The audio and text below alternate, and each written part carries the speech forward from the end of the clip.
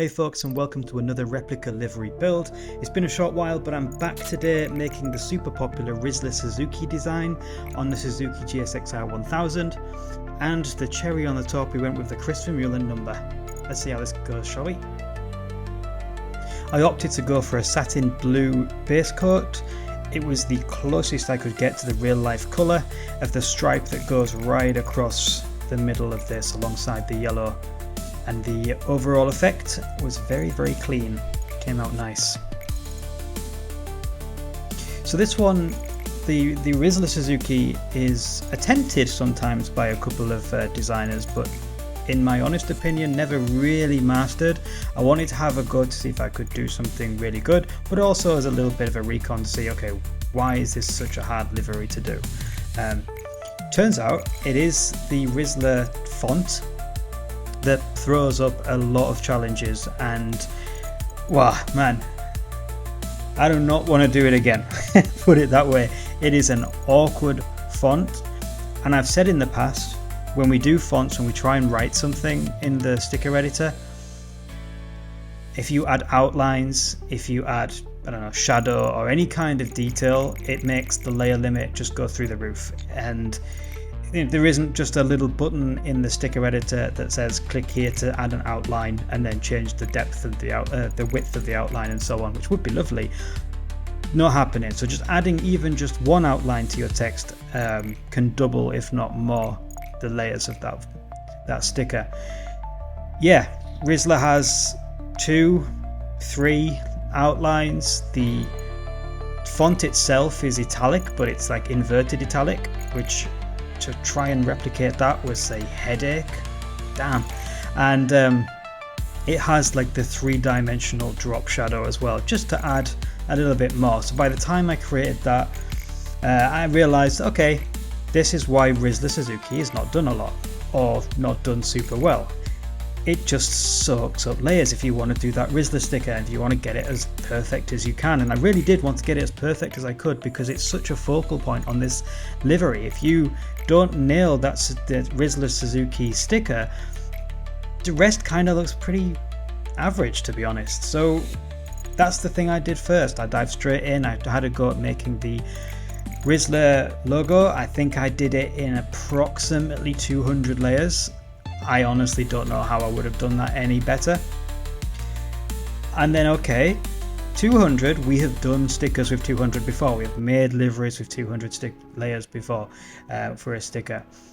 But it's just where this sticker is. It seems to be everywhere. Front, twice on the sides, it was on the tank, twice on the back. It's just impossible to fully replicate. And that kind of brought me on a wider subject of sticker and the sticker editor in general. So I could probably name on one hand a group of people who could probably make any sticker. Anything you could think of. With enough layers they could create it. They're that good at the sticker editor, they're that creative with it. Without any assistance at all, they can create any sponsor. And that's across PC and console. That's not enough. That's not even close to enough. I'm also part of a livery creators group on Gran Turismo. We've got Discords and other things. There are thousands.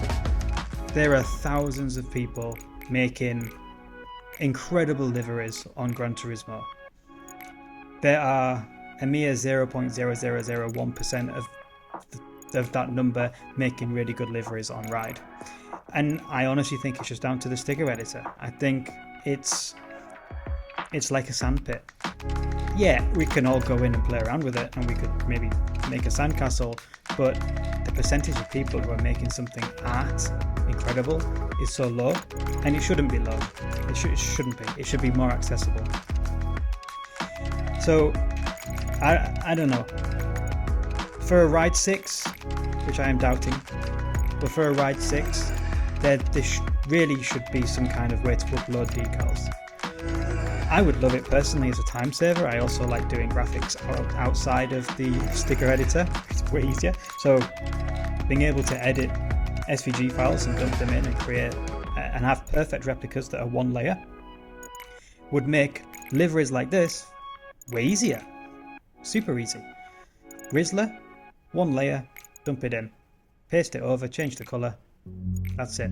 You could do that in 20 minutes really, including the editing on your PC. So it needs to be more accessible. I would love to see some kind of decal uploader. I think it will certainly help all of the requests that I get into my inbox. But let's say that, I'm just thinking hypothetically here. Let's say Ride 6 does come out and there is this same rudimentary sticker editor. I don't know if to just change my approach and stop doing replicas, honestly, and just take requests of stickers and make stickers and try and give the tools to people to be able to make the replicas they want to, because it is rewarding and fun as hell making these liveries. Honestly, I love it. I've made hundreds. I don't know anybody who's made more than me. I've made hundreds and hundreds, and I love it. And wouldn't it be great if the stickers were just there and they were easy for you to grab and be able to make any replica that you wanted? Your favourite racer. Don't need to go and send a message to a guy on Instagram and wait probably months for him to make you a livery, because all of the stickers are there. So yeah, that is just, maybe that should be the way forward, or something we probably need to look at.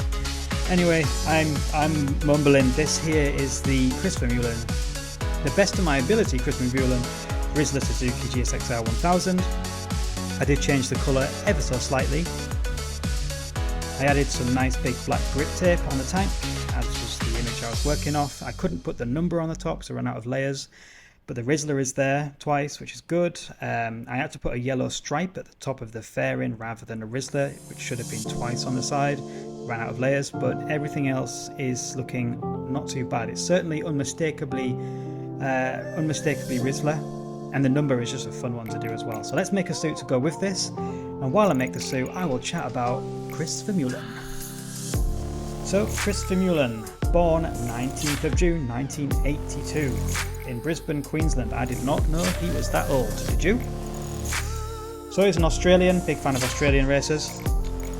Made his he's the world super sport champion in 2003, racing for the Tenkate Honda team. I believe he is still the youngest rider ever to do so, or certainly was at that time. Runner-up in Superbikes, World Superbikes 2004, maybe even 2005 as well. Also with the Tenkate Honda team. He was second place by 50 points in that season. But after 2005, jumped to MotoGP, began his MotoGP career. How about that? Jumping from World Superbike to MotoGP, that's a rare thing to see these days, isn't it? I mean, all the song and dance over Top Rack. So he's promoted to that premier class with the Rizla Suzuki team, debuted with Rizla, made 73 starts in his MotoGP career, scoring 7 podiums, 3 pole positions, and over 5 seasons amassed 521 points. He did win a MotoGP race. Only one. 20th of May 2007 at the Bugatti circuit in Le Mans. He stormed through wet, treacherous conditions from 12th on the grid to claim his sole MotoGP win. Is he a wet weather specialist? He certainly has some data to back that up. He made his pro debut in 1999. Actually, yes, he is a wet weather specialist. I remember reading that they nicknamed him Vermin because Vermin, savage name, but because he was one of the paddock's finest wet track racers. That's where his nickname came from. So yes, but yes, early starts in his career. In 1999, he joined the Australian Superbike Championship under the wing of a little known rider you probably won't have heard of called Barry Sheene.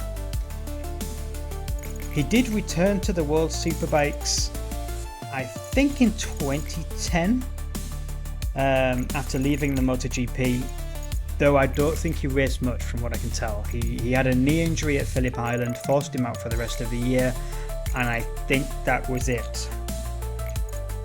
But some other trivia about Chris, which I found interesting. 2011, he married an English model / photographer, Tony Pinion. They have 2 daughters, Georgia and Matilda. He is a keen collector of classic American hot rod cars. What a dude.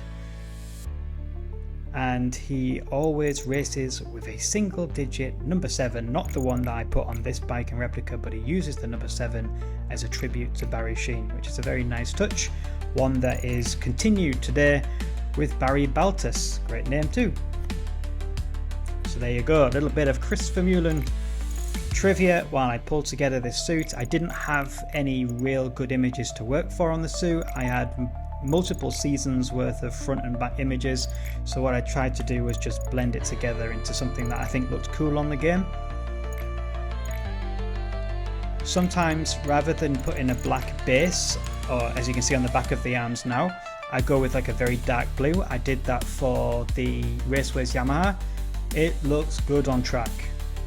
It's quite subtle here, but you can notice it on track and it is very, very nice. But we're almost done and we should be able to take this out for a ride any minute now. I'm a big fan of the suit. Let's just put some kind of texture to make it a little bit more lifelike. Yep, that works a treat. I always take my bikes out for a spin because you can get a good idea if you've missed anything, if there's any patches. I especially take a look at the under the arms, so if you are making suits, just go out for a little ride, check out in the armpits. You can see there's a little bit of blue there. It's easy to patch up, but you wouldn't know it was there until you took it out for a spin. So it's a good tip if you are making suits and you want to really get them perfect. All you would need to do, go to the front of the suit, go to the edge, put a square, and then kind of move that square into the armpit as far as it will go. If it goes onto the shoulder, you've gone too far, move back. And then what that will do, will cover the armpit nice and easy and you won't have that patch anymore. But what a gorgeous suit, really, really big fan of this. All challenges considered. I love the stripe down the middle. It is incredibly rare to work with a livery that has a stripe down the middle, almost like racing stripes. And I like how that's continued on the suit as well. Some kind of seamless set, as seen here on screen. So I'll work on the next one and I'll see you very shortly. Please go ahead and check out some of the older replicas. There are a plenty now to look at, and I'll be with you very soon. Crixus out.